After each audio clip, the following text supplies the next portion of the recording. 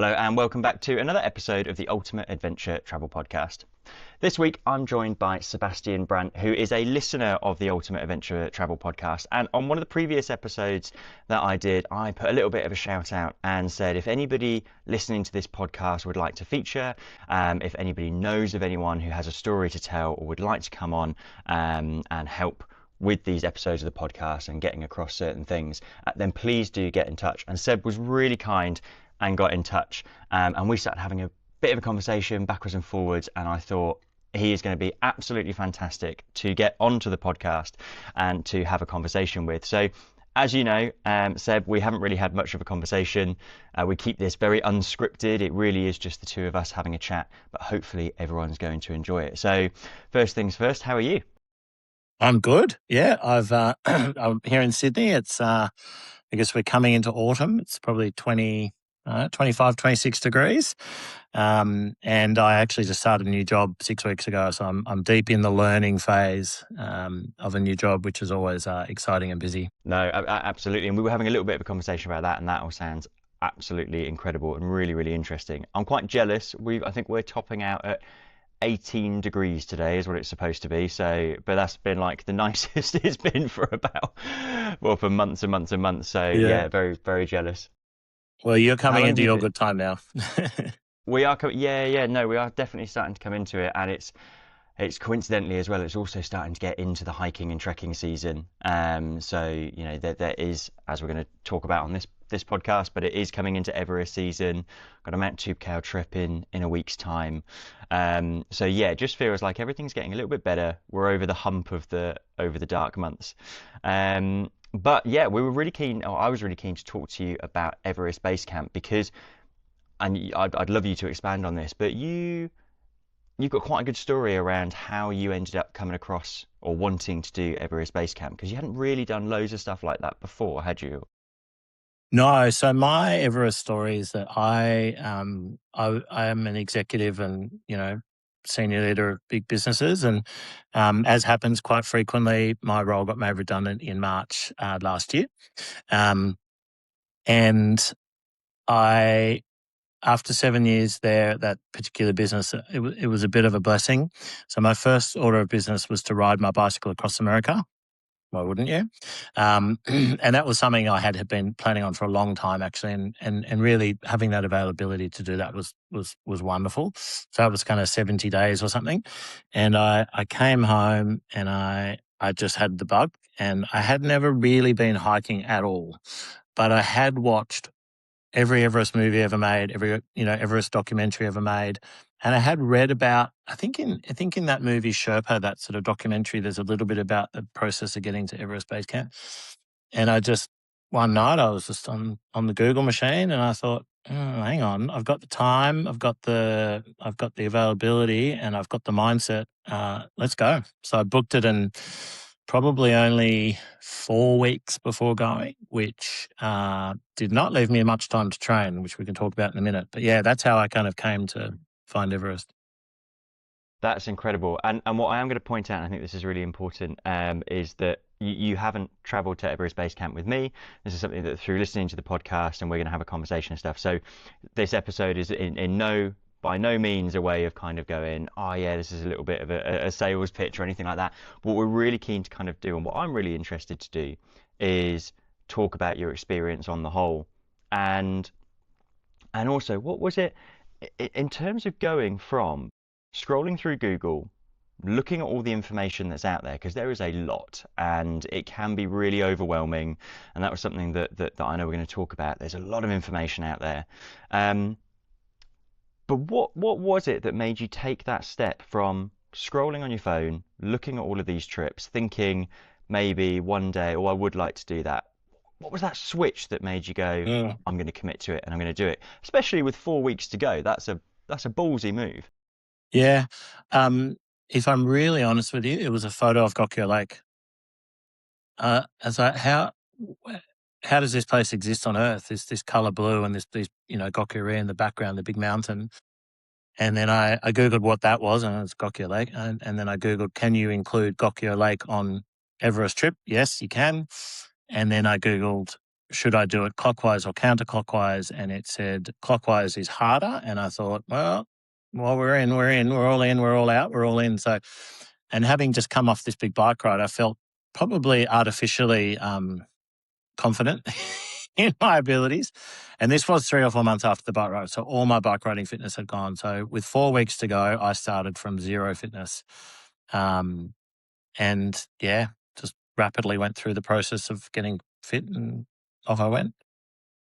Okay, so obviously with the bike ride that you took on, I'm gonna take a guess that you had a decent base level of fitness already.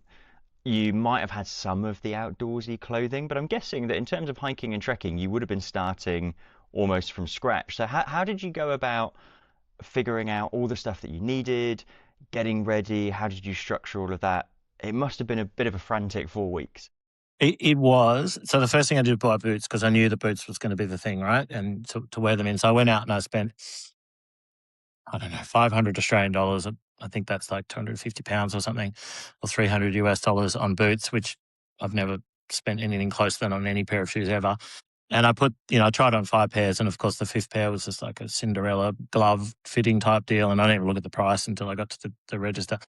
So I got walking quickly on the boots, and then there's a retailer over here called Macpac. It's international New Zealand brand, and I just started buying all the things that you need. The one thing and look, there's a lot of information online. I'd encourage people to not get too bogged down in it. There's so many Facebook groups and so many questions about how many layers, and the first thing is you're going to be fine.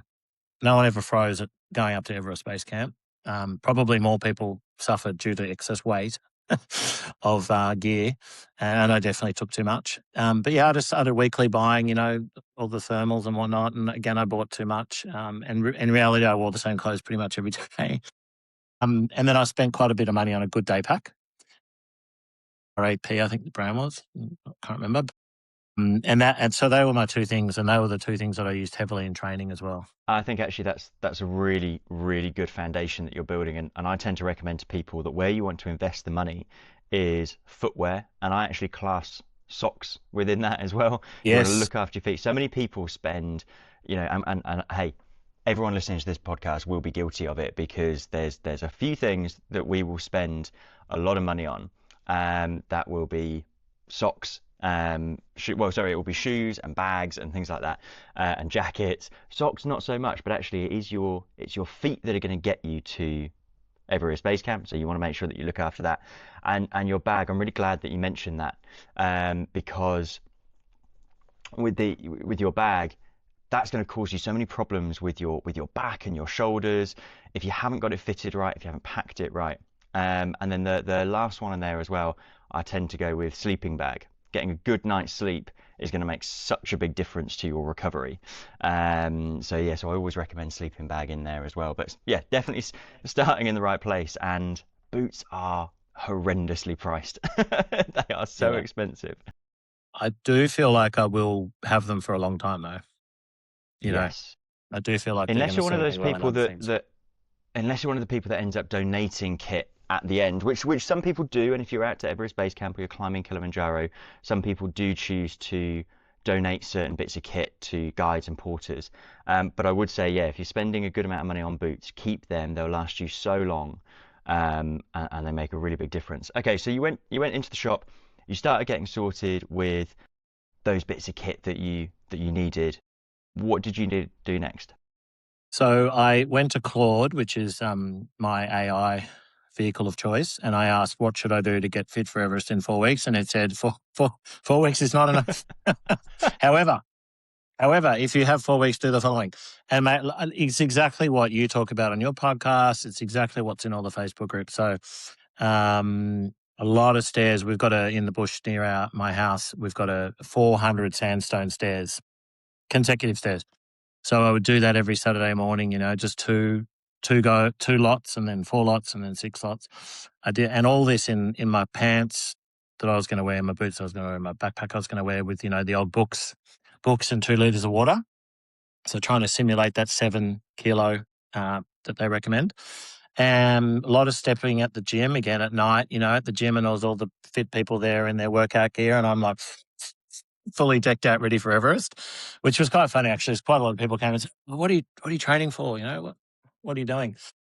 That was kind of cool. I did a lot of long walks up and down the flats, 3, 5, 7, 9, 10 kilometers. But didn't do any strength training, didn't any cardio training. I just figured just walking and getting my feet used to being on my feet. It's all the stuff you say on your podcast. And I couldn't do anything about altitude, obviously, because Sydney's at 0 meters. And I don't know if you remember this, but you did a podcast about the altitude center, I think it is in London. And I don't know if you remember this, but I emailed you in a panic one night just going, oh my God, I'm a listener. Am I going to be all right without altitude training? And you were like, it's fine, don't worry about it. And again, I didn't go with you. You were very kind to respond to me out of your own time. I was booked with another outfitter. But yeah, so that was sort of the first, 3 weeks. I just kept going until the very last day. I got onto the plane completely wrecked, and then I had sort of that 48 hours off, and then off we went. Wow. I mean, so I normally advise people, and my whole thing is the sooner you can book a trip, the longer you've got to prepare for it. But once you've got that trip booked, then you will start the preparation process. So get it all in early and and all that sort of stuff. 4 weeks is a really crazy amount of time. And I mean, it sounds like you worked really, really hard to get there. And I remember that email coming in. We did a podcast around the altitude center and dealing with altitude. I remember your email coming in, and it was one of those things where I said, look, it is great if you've got access to it, you can make the most of it, you can see how you are at altitude. But ultimately, at the end of the day, many people go for the first time without knowing how they're going to fare.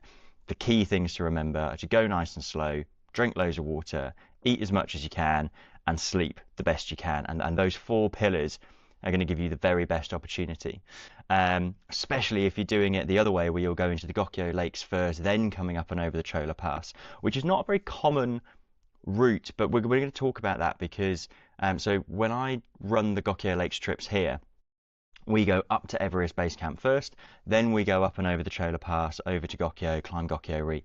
It is harder to go the other way around, but it can be a little bit quieter. And I think that was one of the things that appealed to you, wasn't it?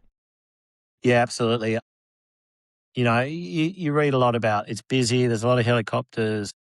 The tea houses are cold. You have to share a room. All these things you hear, and I just thought, right, what of those things is going to annoy me? Busyness, yes. So we went left after Namche, and we took the quieter route. I chose to have a private tour.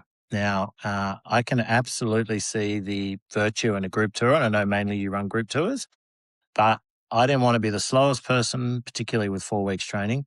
I didn't want to be with the whole family where I was the 12th, and they were having a great time and I wasn't.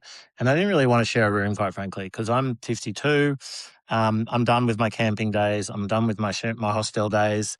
And I think it's important because there's a lot of people, above 50 who say, I wouldn't be able to do that. Like, age is not a barrier here. I saw an 85-year-old woman get to the top of Gokyo, Japanese lady. So there is no age barrier. I think it's only a mental one. So for me, it was what are the things. The other one was the long drive down to Ramachap Airport, which I had read about in uncomfortable roads. I was not having a bar of that. So I booked, I just made sure that there was a helicopter available or a plane, So it's like, find the things that are going to prevent you from having a good time, minimize them and get after it. And, I've met so many people who've said, I'd love to do that. But why? There is literally nothing stopping you doing it. And that was sort of what I set out to prove. And I'm really glad that you brought that up. Lots of times where I've been interacting with people and they ask about what I do and they ask about some of the places that I've been to, and I know that the groups that I'm out with, they get the same sort of questions, people saying I would love to go to Everest Base Camp, and I go, okay, well, why don't you, and not to bring down people who have done or have been to Everest Base Camp. It's a fantastic achievement, but I think what I want to try and highlight is we're not superhuman.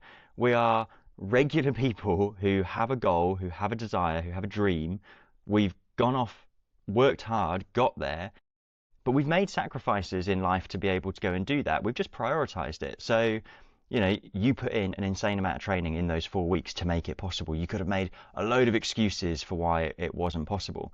Other people, and we're saying, yeah, they are expensive trips, but if that's something that you desperately want to do, well, maybe you can not go away on holiday, or you can see how you can try and save that money. And I'm not naive. I know things are really expensive, but what are we prioritizing? And if we really want to make that happen, how can we possibly make it happen? And age is a really big one that I see people using as a barrier so many times. And I think it's probably one of the most frequently asked questions that I get, and it comes in two forms. So I either get people who are 18, 19 who reach out and go, am I a bit young? Is everyone in the group going to be way older? Like what's going on? And then the other one is, am I too old? Am I too old to go to Everest Base Camp? Am I too old? Is it all for people in their 20s? What's that kind of situation? Now, I know through the people that I meet what the answer is, and all that sort of stuff. But what was your opinion? You touched on it a little bit, but did you feel like you were too old to be out there? No, absolutely no. And I would tell you, anyone of moderate fitness can make this. It's all doable. It's just longer days. You're more sore. Maybe get a blister, but it is achievable. It's hard. Yes, it's definitely hard. But I trained hard, and so I walked easy. I actually feel like the UFC fighter thing: train hard, fight easy. It's the I similar love thing. I that. think the more training you do, the better. But anyone can do it, and it's not dangerous. There's a very low chance of falling off a side of a mountain. So I would say anyone who's got excuses really needs to think about it, what their motivation is, because I guarantee you it's worth it. And I'll give you an example. My trip we got to Everest Base Camp, and I knew that I was running out of time to get back to work. So I helicoptered down. It was an added on $500 or something, but it meant that I didn't have to do that extra 3 days walking back down, or 4 days. And so, there is always a way. And so anyone who's thinking about doing it, I would just say find a way, because the rewards are so significant and so life-changing for most people that the time and money investment to return is the best, like Bitcoin 10 years ago. Like, it's the best investment you'll ever get, right? Well, this is something that I preach a lot, and I'm totally biased, but I genuinely do believe that. And you said something really interesting just before we came onto the podcast, and it's something that I was really keen to talk to you about. And that was, so we talk a lot about the barriers. We talk a lot about people not making excuses, because there is always a way, and you just it might be very, very, very hard, but if that's something that you desperately want to do, then how do we make it possible? And the sort of objections that I get a lot: am I too old? I've got certain dietary requirements. Is that going to be a problem? And hey, we can always organize things like that. Medical conditions. So we go through so many things. But you said after this trip, it gave you, or during this trip, you got unrivaled clarity on life and work, and certain things that you didn't necessarily have the time to really think about. And one of the things, and I want to get your opinion on this, but one of the things that I think I really love about these trips is you have so much time almost with your own thoughts when you're hiking.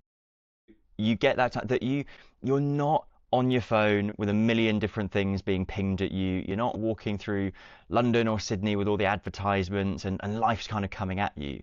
It's peace, it's mountains, it's Yep. quiet, so you have a lot of time to think. Now, can you just expand on that a little bit Yeah. with your So, experience? and even if you go on a family, I love my family dearly, but a family holiday, you wheel a family through through Heathrow Airport, and when you're late for a plane ride, it's gonna it's gonna be some harsh words spoken. So yeah, I think just being away from all that stuff, and I'll give you an example. So we left Le Classe. I had a guide and a porter. The guide says, I got to stop and check the passports and do the permit thing. You guys keep walking. And it was, you're just leaving the gates, entering the national park. And it's like, that thing of, hey, Mum, I'm riding a bike. This was like, I'm doing it. I'm hiking in Nepal. Of course, Porter speaks no English, which is totally fine and appropriate. And I speak no Nepali, and so we're just doing eye contact and winks at this point. And it was probably an hour because poor old guide got caught up at the passport office. It took him a while, so it was about an hour where I was on my own, and I left, it goes straight down, straight up again, like it's you're in.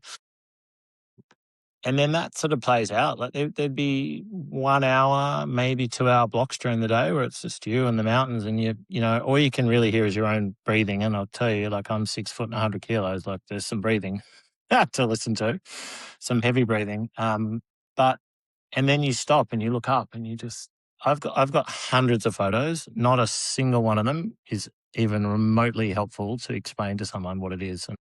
And I've spoken to other people who've been there and they've like, yeah, there is no photo that will ever capture the spirit of the mountains. It sounds like a bit of woo-woo, but I really believe that time away and that time alone, and even in their tea houses, right? Like so a classic day for me anyways was, you might rock into a tea house at 3:00 and you're absolutely dog tired. So I would go to my room, put on a movie or a TV show or a book on my iPad and lie there for 2 hours and then come back down at 4:30 to watch sunset and have dinner and play cards and whatnot with the porter and the guide. But there's so many opportunities to be alone. And even when we got to base camp, I went off purposely off 50 meters away for probably half an hour, and I just sat there and I just kind of looked up at the mountain, and good things happen, right? Yeah. Well, when I was talking to you just a little bit beforehand as well, you said that um, you set a pretty cracking pace to Everest Base Camp, Mm. and you ended up with a bit of time there completely on your own. Which, when I run the trips out there, we do leave early in the morning, and depending on the group, and people are always surprised you don't spend a huge amount of time at Everest Base Camp, but depending on the time of year that you go, depending on all that stuff, there might be other people there, but it sounds like you set an absolutely blistering pace, and Mm. you had the whole place to yourself. Yeah, so we left Labuschagne at 5 a.m. or whatever. We got to Gorak Shep at 3.5 hours later, which again was a pretty good pace. Had breakfast, and because I'd had all this time and I was free by now, and I'll explain what I mean. I went there not knowing what I wanted to do next in my career, and I've had a good career, I'm in 50, early 50s, so 52. So I've got a bit left, and I really want to make a difference and have an impact. So I really spent hours and hours and hours thinking about every good and bad conversation I'd ever had, every good bad boss I'd ever had, every good bad culture I'd ever worked in, every good and bad colleague I'd ever. And then I had like depth of real deep thoughts about what I wanted to do, and it became crystal clear to me exactly the thought. I wanted to be a CEO. I wanted to be the CEO of a mid-sized Australian agricultural company. Needed to be in Sydney, and it needed to be family owned or private equity. So like really clear, absolute clarity. So by the time I got to Chola Pass and up into Gorak Shed for the big day, I was just on one. Like I just, as I say in cricket, you're seeing the ball like a beach ball. I just felt as though we got up there and it literally an hour 15, which I think they say 2 to 2.5 hours. Yeah. And then we had all my time there, had time alone, and we were walking back, and we had time in the itinerary to go up to Kalapatar, and it wasn't a super crystal clear day. And I just said to the guide, I'm done. I will never regret. I will never regret not going up there. I could have done it. I was physically able to do it. I had the time. I had the energy, but I was so at peace. We just went back to that tea house in Gorakshep, sat there, had, which I guess was probably by now, late lunch, and the heli came and I flew back to Lukla, and just with absolute peace. And because I was so fit by now, because I'd done Chola Pass, it's just everything was easy. And it was probably the calmest day I've had in 10 years, like in my life. Wow. And do you find a lot of that comes with the fact that you've been spending that time hiking and trekking, and you've sort of built into it that over the space of that week, those 10 days, it was accumulative. So on that first day, there's still a little bit of noise going on, and on that second day, you kind of, yeah, how did you find that? It literally, it went from a 10 to, the head noise went from a 10 to a 1 by day, like a point a day. It just got better and better and better. And we got to the point where I was kind of like, maybe I can stay and do Annapurna. But I was a bit over eggs and potato by then, and the tea houses were cold, right? So like you said about earlier about your sleeping bag, they're really cold. I was like, spent one night in a warm hotel, but yeah, and I think my message though is don't just go and walk and enjoy it. Like take the time to do a personal inventory of what you've learned in your life. Where do you want to do next? Because I think everybody I run into, friends, family, strangers, how are you? Busy. First word, busy. And I'm like, well, that's not a life, is it? And I think we don't take time enough out. And if you want to put it in a business perspective, I'm sure you might have a strategic planning day every year where you sit down and go, what do you want the business to be? Where do you want to go? What new trips do you want to do? Which staff do you want to bring on? You don't, you can't do that on a daily basis. So I just think taking time out to think and plan, like really plan what the next 10 years needs to look like, for me was something I wanted to get out of it. And I got it out like 10 times more than what I thought I'd get out of it. So. This is something that isn't uncommon on these kind of trips, and I think you've definitely had, an incredible experience with it, and lots and lots of people don't feel it in any way as intensely as you do or you have.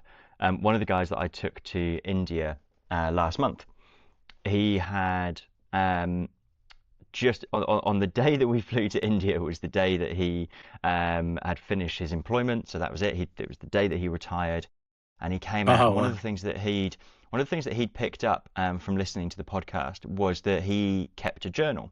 So he wrote everything down.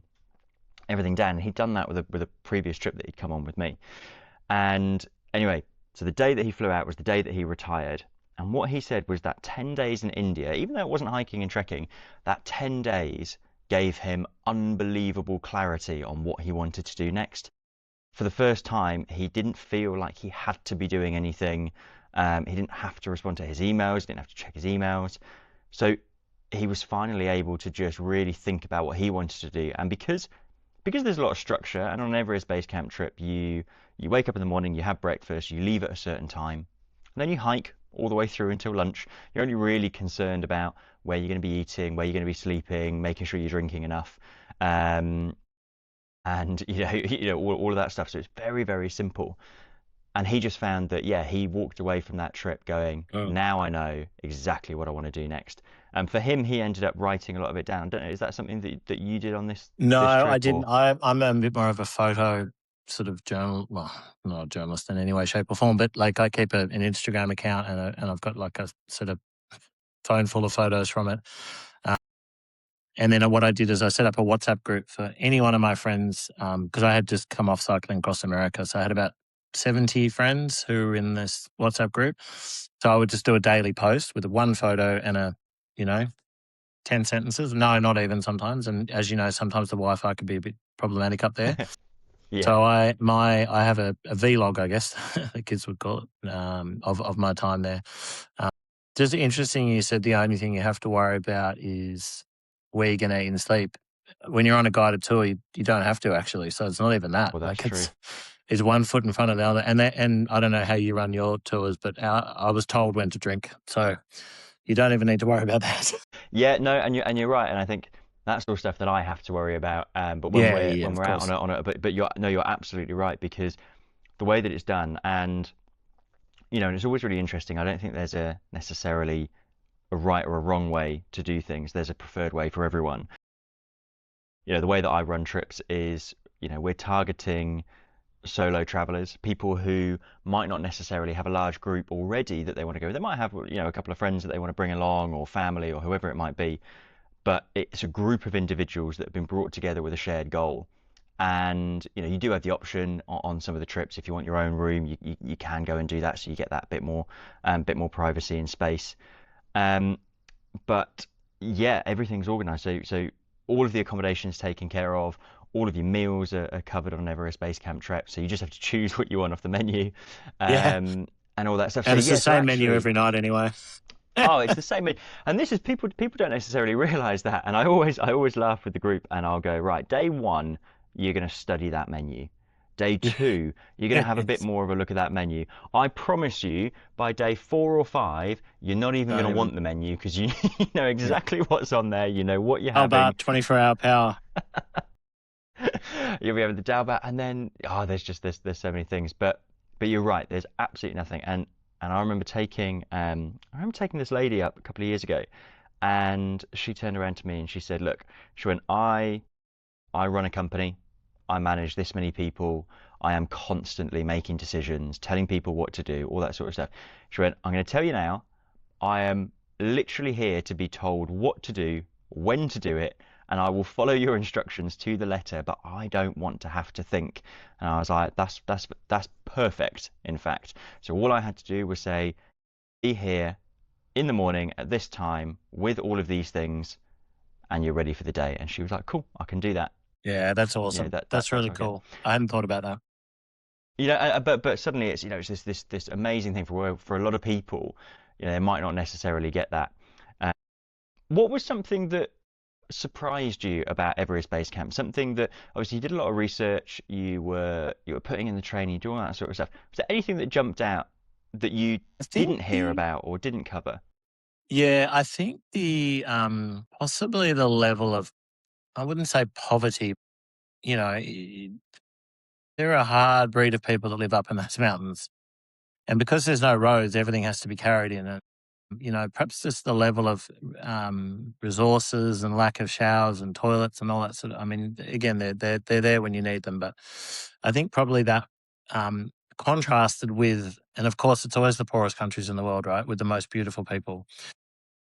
And probably the one thing relationship that surprised me was my porter. So he was my age, actually. He looked much older than me because he spent his life carrying things up Mount Everest. He's 5'3", probably 60 kilos. Carried my stuff no problem, and on the big days carried my on Chola Pass and Gokyo, he carried my day pack too. And he spoke no English, like zero. And we formed a relationship based off sign language and photos and laughs and smiles and whatever. And it's to the point now where he doesn't actually read Nepali even. He's very uneducated, which is very common. And when I actually send him, he didn't ask for it. It's completely my decision. I send him 100 Australian dollars a month, to which he sends me the most beautiful, emojis and things. And I send him photos sometimes of my daughter or my wife or my dog, and he reposts them on his Facebook story. He reposts my dog. But just the most kind, beautiful soul. And I just didn't expect to feel that. And it was a real surprise. But he is like emblematic of the Nepali people. They're wonderful. And like I said, it was completely my choice to support him. He didn't ask for it. Well, it was nothing like that. It was just something I wanted to do. And I will do it, because the problem is with those guys, they work seasonally, right? So they get, good tips, April, May, June, and October, November type thing. And then it's really feast or famine for them during the monsoon and during the cold months. So I sort of just give him that money in the off season. Yeah. So anyway, that was the thing. I just had no remote thought that might happen. It is the relationships that you build out on these trips, which often isn't spoken about in the itineraries. It's not spoken about in brochures and on websites and when you're doing all the research, as you say. Whereas actually, it's the interactions that you have with people, and that's probably one of the biggest things on an Everest Base Camp trip that I end up talking about is you are spending a couple of weeks hiking in the Himalayas, but you're passing through all of these villages. Namche is the most incredible place, and it was only last year that you went, so very, very, very similar to all the times that I've been. And there's so many people, and there's cafes, and there's the Irish bar, and you can have some of the. I mean, I've had some of the best nights of my life in that Irish bar, just chatting and laughing. And you do form really solid relationships with the people that you're there with, the people that you bump into. And often, if I'm asking people what they remember, or what was your favorite bit of the trip, the views and the mountains are incredible, but it will be an anecdote around an individual, and that's something that's really hard to put on a website and stuff. But actually, it is what happens. Kilimanjaro, people talk a lot about the community with the guides and the porters. Um, in that environment, the same if you go out to Peru. So yeah, but Nepal does hold like a quite a special place for me. I just find the people there are so incredible and hard as nails. I've got some amazing pictures on my phone of people carrying stuff up, and you totally forget that, and it has changed a little bit in the last like year or two, but primarily when you go up to Namche, Lobuche, Dingboche, all of those sorts of places, everything's been carried up. And Yeah, people kind of go, yeah, we get it. And I'm like, no, but no, just have a think about it. That coffee machine everything. that's in Yeah. the tea house, right? The pool table Mm, that's in Dingboche, there's a pool hall. All of that's been mm. carried up. That fridge freezer, like Do you know everything, the tables, the what a chairs. portaloo is? I do, yes, I do, Yeah. yeah. So the toilets they have at music festivals, the plastic ones. Um, I saw a dude carrying one of those up on his back. Like had to be 120 kilos for sure. Wow. Um, so literally everything, like you And said. yeah, and they'll do it in flip-flops. Or Oh, they'll do it yeah, in sliders. yeah, yes. You're there with your 250-pound hiking boots, as am I. I got my And there's crampons somebody on, that which I goes, don't even need. I got my crampons ready, but anyway, yeah, and there's someone that goes past you in flip-flops, yeah, absolutely, it's crazy. um, which is incredible. So you've had this incredible experience. And it was all very quick. It was a quick decision, but I'm, from what you've been saying, a decision that actually has left a real lasting impact and something that has really shaped the direction in which you're now going forwards on. Do you have any ambitions to go and do something else? I do. I've got my big ambition, which is, well, I've got three, and they're in concentric circles. So one is it looks like Dolomites, Patagonia look amazing. W route, and there's an Alta Vista or something in the Dolomites. I've since done a fair bit of research on those two, and they look phenomenal. My stretch goal is Mira Peak, so they call that the most walkable mountain in Nepal. Like you can sort of wear your gear from Everest Base Camp plus some 3-layer boots on the last 2 days. I think it's 2 nights in a tent. And then look, I would love to go up a proper mountain. Don't No illusions for Everest, but like a Choyoyu, or I think that's the easiest one. I don't know if you have an opinion on this, but I don't know if you know Adrian Ballinger, fairly famous mountaineer. His podcast, he's done Everest 10 or 12 times or something. He said about Everest and some of the mountains in the Himalayas that if you are an average person of great fitness and you have a clear day and nothing goes wrong, it is in theory possible to climb some of these mountains. Now, of course, you got to do all the preparation, whatever, but so, I would love to think that I could work up to a Choyoyu probably at over an 8,000 meter, and it's the easiest one. But I think Mira would be a good result. So if you want to go, if you need a client for a private, I'm your man. Well, that's something that we'll definitely have to look into. Mirror Peak is incredible, um, far more remote, and I think that's something that a lot of people do talk about. If you decide to go back and do something like Island Peak, you follow pretty much the same exact route up to Everest Base Camp. You'll break off at Dingboche if you're just doing Island Peak as a standalone, but if you're combining it with Everest Base Camp, then you go to EBC first and then come around and back to Island Peak. So there's a lot of infrastructure on that way, as you know, and that is one of the reasons that I love Everest Base Camp, is because there's a little bit more going on. Other Mm, people then sort of say, actually, we don't want that, so we're going to go and we're going to do like something like the Annapurna circuit, which is a little bit more quiet. Mera Peak is far more remote, and I yeah. remember speaking to somebody who went out just after I'd done Everest Base Camp, and they said the contrast is incredibly different because the way to Mera Peak isn't as popular. There isn't the infrastructure. At one point, they were sleeping in what could only be described as an outhouse with a bit of tarpaulin Right. over the top. Yeah. Right. And I think that was one particularly Yeah. kind of like poor accommodation. But yeah, there is a big difference to it. Conditions really cold. So you feel like you're on much more of an Mm, expedition, if that makes sense. mm. And I think that appeals to a lot of people. Lobuche is also another one that I know lots of people will go to if they're preparing for Everest, but also Lobuche, it's not an 8,000er, but yeah, lots of people are able to kind of go and do that. And actually, if you were in any way thinking about going and taking on Everest or some of the 8,000ers, I think, and I would need to kind of double check because I know that this was the case for Everest, but I don't know if it was for the other 8,000ers as well. But you have to have climbed two 6,000-meter peaks before you're allowed to apply for the permit for Everest, and I Yeah. think the other 8,000ers. Yeah, it's a new Which rule yeah. that's just come in, I think, in Nepal. As from next year, I think you have to do two 7,000ers in Nepal. That's why I sort of say I think it's a bit of a pipe dream, but I love all the stories and the documentaries and the podcasts about Everest as well. I think it's just the people who do that are just next level of ambition. Mm. And there's another one that I get asked about often, and it's something that I would love to offer. And being really, really boring, it's just about making sure that you've got the license and the insurance to be able to operate it.